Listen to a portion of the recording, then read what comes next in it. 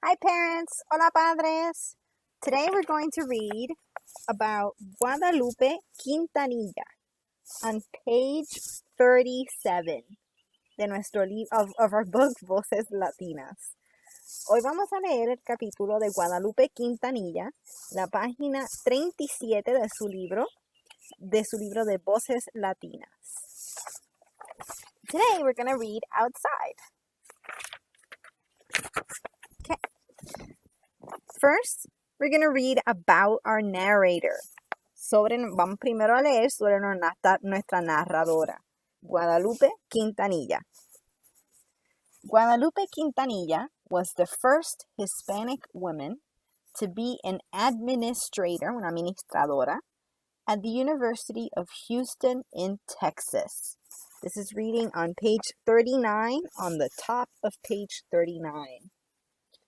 Since joining the university's facultad, 40 years ago, she has served as an assistant vice president for academic affairs, director of the Mexican American Studies program, and associate professor of modern languages.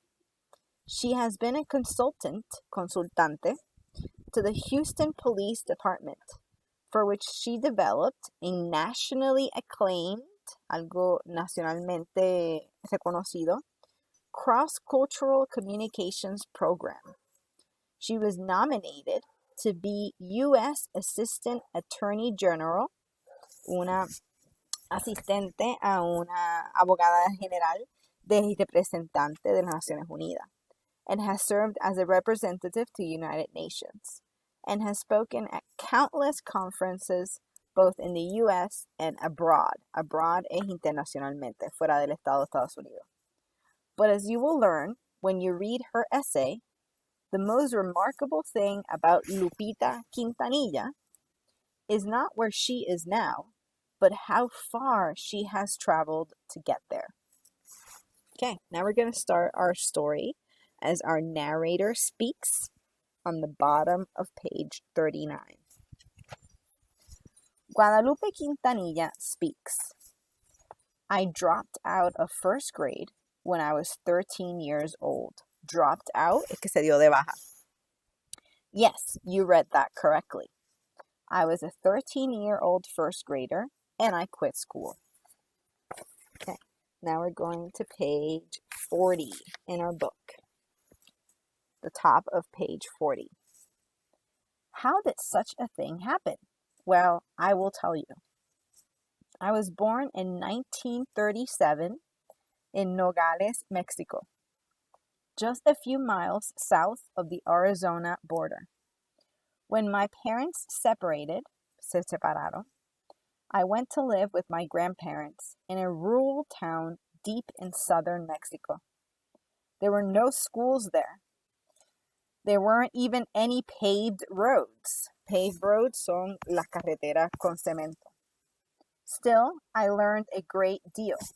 My grandparents ran a little store inside our house, and I helped out there. As a 5-year-old, I would stand on a box to use a telephone and call in orders.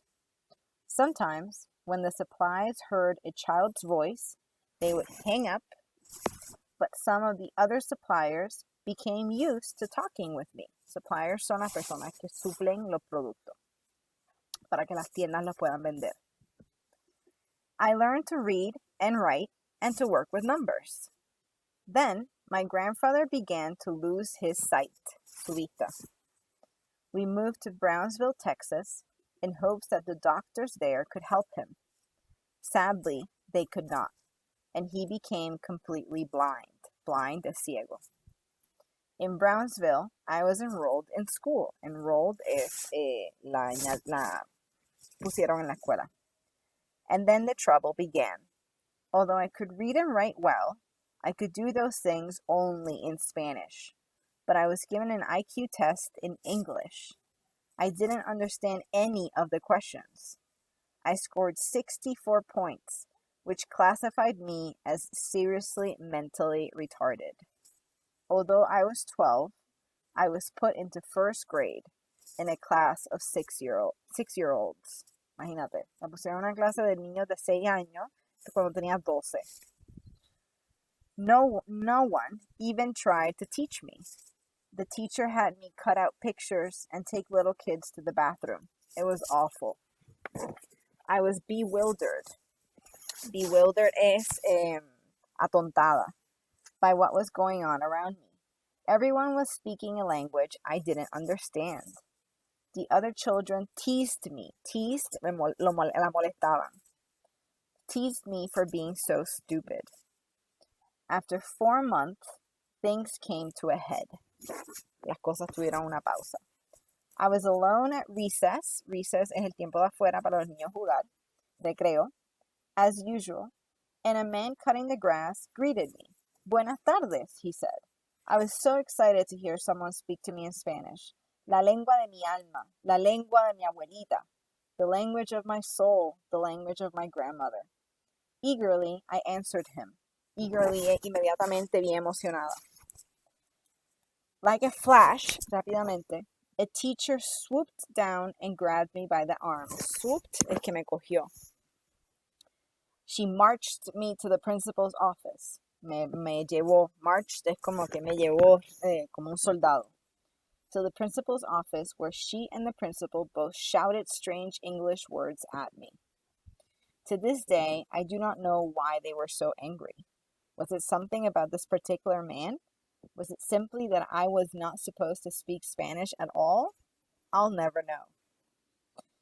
What I do know is that I was humiliated, humillada, more than I could bear, más de lo que yo podía aguantar. There was no force on earth that could make me go back to that place. I went home and I told my family I was quitting school. And that is how I became a 13-year-old first grade dropout. Dropout es cuando te das de baja de la escuela. I was very happy to be at home. I thought school was not essential for a girl. Essential, esencial. Nobody, least of all me, thought I should prepare to support myself. Para poder mantenerme. My grandparents, starting in page 42, my grandparents, who were very loving and kind to me, were also very traditional. They raised me to be a good Hispanic wife and mother. My grandmother taught me to cook and clean and sew. Sew, tejer. That's a momentito, más técnico. I read novels and poetry and newspapers to my grandfathers for hours. Everyone assumed that my life's job would be caring for a home and children. My grandfather was getting older. He wanted to know that I would be protected after he was gone. In our world, protected meant married. And so at age 16, I married. My grandparents came to live with my husband and me. Within 5 years, I had my 3 children, Victor, Mario, and Martha. My life was simple and happy. I took care of everyone, my husband, my children, and my grandparents. I could not have been more traditional. I would actually put my husband's shoes on his feet and tie the laces for him. Tie the laces. Laces son los, ay Dios mío. Amarrar los zapatos. But my traditional upbringing had not prepared me for everything. As my children started school, I saw something bad happening. Victor, Mario, and Martha were as bright as they could be. They knew so many stories and songs and rhymes and prayers. They were quick-witted. Quick-witted es que reaccionas rápido. And funny. And yet, when they began bringing home report cards, their grades were poor. Okay, we are starting on the top of page 43. They were put in a group called Yellow Birds. I soon realized what yellow birds really meant. It was the label for slow learners, para los que aprenden lentamente. All my memories of my own school days came flooding back. Flooding, vinieron para atrás con fuerza. I had been labeled retarded. I had accepted the idea the school was not for me, but I could not accept the idea for my beautiful, bright children. I knew they were not slow learners. I went to their school and talked to their teachers and principal. That was very difficult for me. People think that Hispanic parents do not care about education because they are not likely to do things like call the teachers or join the PTA. PTA, a Parent-Teacher Association, una asociación para padres y maestros. In fact, the opposite is true. Most Hispanic parents have such great respect for education that they would never interferir, with their child's schooling. They think, she's la maestra, she must be right. But I went, and the principal told me the truth. He said, your children are confused. They speak only Spanish at home. They don't know how to learn in English. I realized the principal was right. Yes, in our Spanish-speaking home, it was clear that my children were very bright. But in an English-speaking school, they were lost, just as I had been lost in that first grade classroom. Okay, we're on the top of page 44. I knew what I had to do. In order to help my children succeed, ser exitosos, I was going to have to learn English and learn it well. That was the beginning of a long, difficult journey for me. At that time, in Brownsville, there were no English language programs for adults. I would have had to find another way to learn. I went to the local high school to ask if I could sit in on some classes. But when the school administrators looked at my records, they said they saw the word retarded. They told me, you'd just be taking space in the classroom away from someone who could learn. I tried the local hospital, where I served as a volunteer. Could I sit in on their nursing classes? No, I was told. Not without a high school diploma. I got the same answer at Texas Southmost College and at the telephone company, where operators were being trained. I was so discouraged. Discouraged significa sin ánimos, sin esperanzas.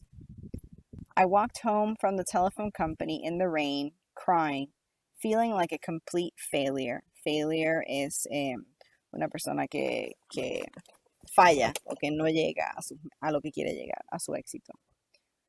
But somehow, the next day, I woke up with a fresh courage. Courage es bravería, coraje, no coraje. Ser una persona que sabe lo que quiere y tras ella no importa qué. I went back to the college and found a Spanish-speaking student.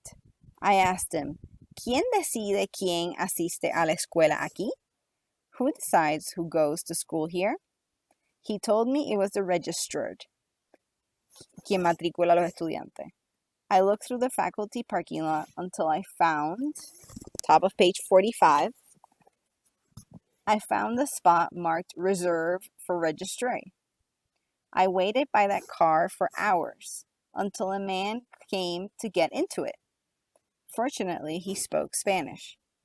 I told him that I had to attend classes in order to become educated and help my children. I don't think he had much hope for me. You've never gone to school at all? He said. How can you handle college classes? Just let me try, I said. Finally, he agreed, and I tried. And it was terribly, terribly difficult. I got up at 4 a.m. to study. I had a long bus ride to school. At noon, I hurried home to fix my husband's lunch. I'd rush back to class, then go home again to be there when my children returned from school. There were times I went to the ladies' room during break and cried. What are you doing? Why don't you go home and watch I Love Lucy on TV? But I did it. Even today, I can hardly understand. Hardly es que no me puedo imaginar. I can hardly understand how. I believe it was the love for my children that motivated me. Motivated, me motivaba. I made the Dean's list that first semester. Dean's list es cuando entras a una lista porque tienes un promedio bien alto en la escuela. I began to think that I could do more than just learn English. I began to think that I, the first grade dropout, the retarded girl, could earn a college degree. I will not take the time to tell you the whole long story here, but I did earn my college degree. And then, top of page 46, I earned a master's degree, and then a doctoral degree in education. I joined the faculty of the University of Houston, where I still teach today. And my children, the slow learners, the oldest, Victor, is an attorney in San Antonio, Texas. He works in estate planning. Estate planning es cuando una persona que es como un arquitecto que decide cómo van a dividir áreas para poder construir casas. The second, Mario, is an emergency room physician and doctor in Houston. And my youngest, Martha, is an attorney. She has just retired as chief of the Family Violence Division of the Dallas District Attorney's Office. Now I would like to tell you not just about me, but about some of the things I have learned on my journey. They are things that I hope you, as young Latinas, will take to heart. Let me start with a few lines by the great Mexican poet Amado Nervo. He wrote, "Porque veo al fin de mi rudo camino que yo fui el arquitecto de mi propio destino." When I got to the end of my long journey in life, I realized that I was the architect of my own destiny. I insist that every student in every class I teach, whether a Hispanic women in literature, public speaking in Spanish, or Latin folklore of the Southwest, memorize those lines.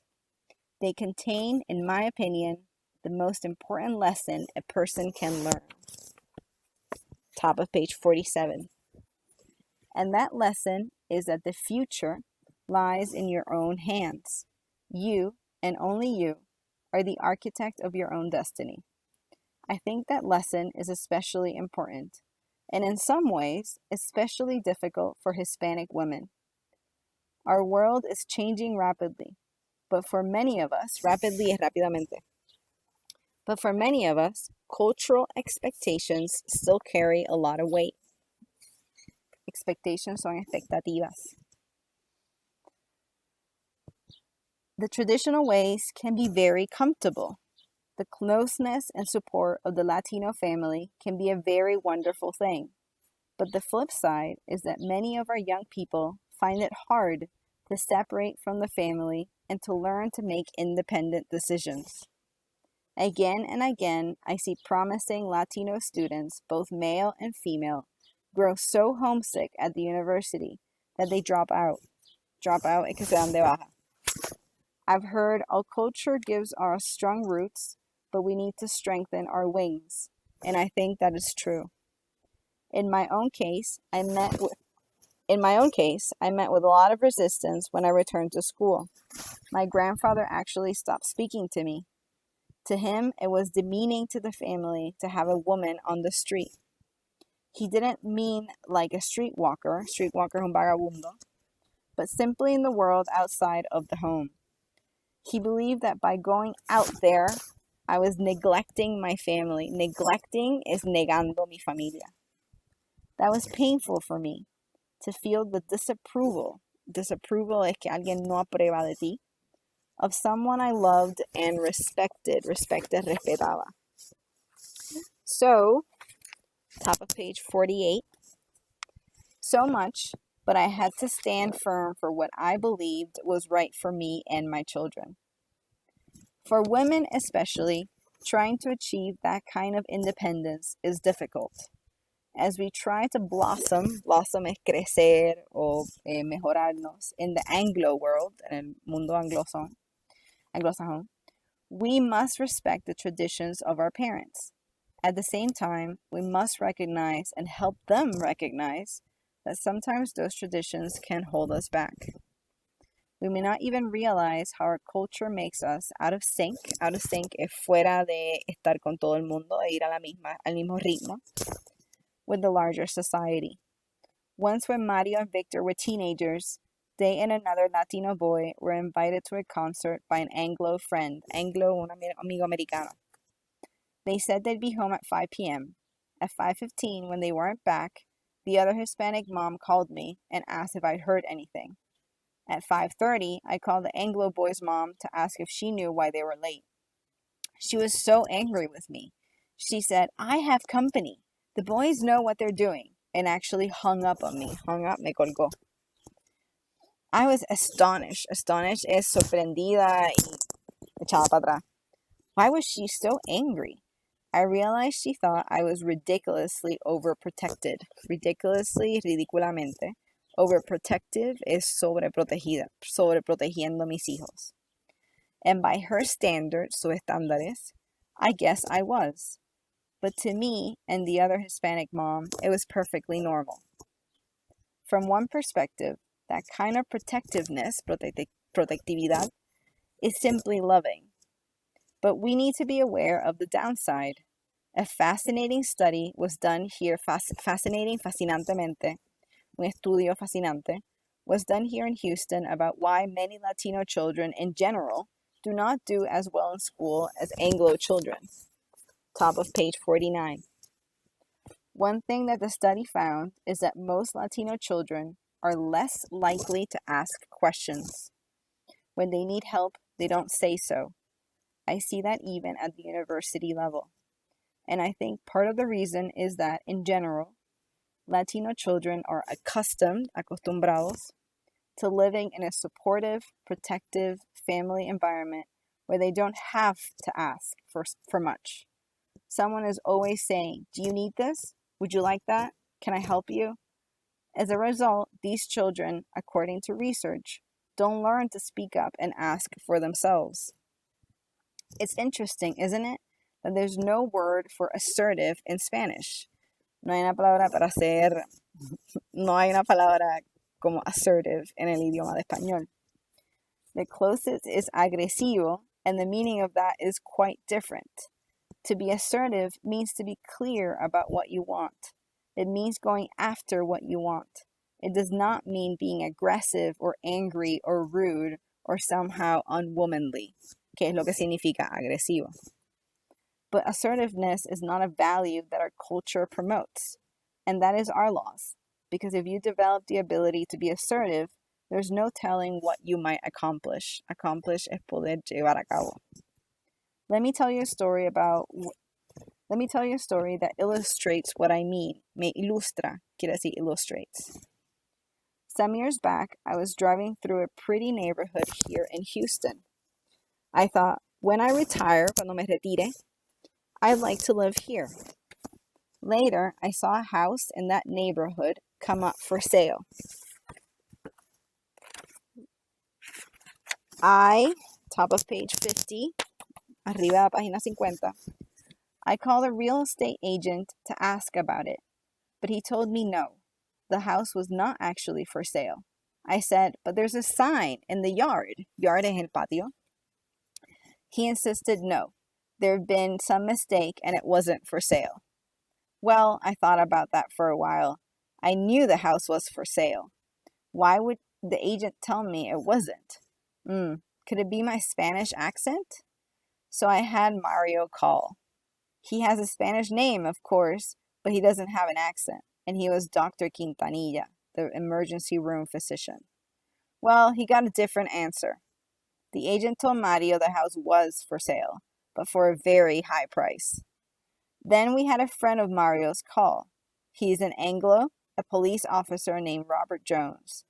The agent told Robert Jones the house was for sale, and for 1/3 the price he had told Mario. When Robert told me that, I said, "Buy the house, but have the contract made out to Robert Jones or his assignees, or a quien él asigne," meaning that Robert would turn the house over to whomever he wanted. Turn the house over, se le daría la casa a quien sea que él quiera. Of course, I was actually the buyer. When Mario and I went with Robert to the closing and the real estate agent se dio cuenta, who had really bought the house, he was so angry he would not even speak to us. And you know what? Since that time, we have bought 6 more houses in that neighborhood. When we own them all, we'll rename the street Quintanilla Drive. That's what being assertive can do for you. I say, don't get mad, get ahead. Other specific advice for young Latinas? I think of 3 things. Get your degree before you marry. Remember that no one can build your future better than you can. Realize the great importance of having choices in your life. Why wait to marry? As I stress to young women again and again, it's tremendamente important to have the freedom of choice in your life. And I see how terribly difficult it is for my students to pursue their dreams when they're trying to juggle a marriage and children. In addition, when you're very young, it is unlikely significa que no es lo que probablemente ocurra, that you have the maturity, la madurez, to look into the future and know what you're going to want in a year or 5 years or 10. I have never regretted es que me arrepiento, my husband or children, but certainly, certeramente, it would have been wiser, más inteligente, for me to have waited until I was older to marry. And the other points are all tied together with the first. Once you earn a degree, you have the habilidad, top of page 52, last page, to support yourself. You have a choice. If you choose to stay home to take care of your children, that's fine. But if you feel cooped up es como que arrinconada, in the house because you have no habilidad, to support yourself and have no belief in yourself, belief es creencia en ti misma, not that is not fine, you are worthy of more. Worthy es que vales la pena para más. I have shown you this line of poetry before, but I will leave you again as a message from a first grade dropout, a retarded student, and a young mother of 3 children who were being told they could not succeed. When I got to the end of my long journey in life, I realized that I was the architect of my own destiny. Please believe these words. They are true. Your own life, like mine, can be the proof. And that is the end of our story for today. Please don't forget, parents, to comment your name below so that I can give you your attendance and you can continue to support Teton Literacy funding. Padres, esta es la lectura para hoy. Muchísimas gracias por escuchar. No se olviden, por favor, escribir su nombre en los comentarios abajo para poder darle la asistencia y que puedan sigan ayudando con los fondos de Teton Literacy Center. Now, the next step, go to your Google Classroom and please complete your comprehension of reading. And don't forget your assignment for the week, 10 irregular verbs sent to my email in sentences. Ok, padres, ahora de aquí vayan a Google Classroom para que puedan completar su comprensión de lectura. No se olviden darle al botón de Mark as Done para que me notifique a mí que acabaron su asignación. Y no se olviden de su asignación de esta semana, enviarme vía email 10 oraciones con verbos irregulares en el pasado en inglés. Cualquier pregunta o duda, por favor me textean si es entre viernes y lunes por la mañana. Muchas gracias. Bye.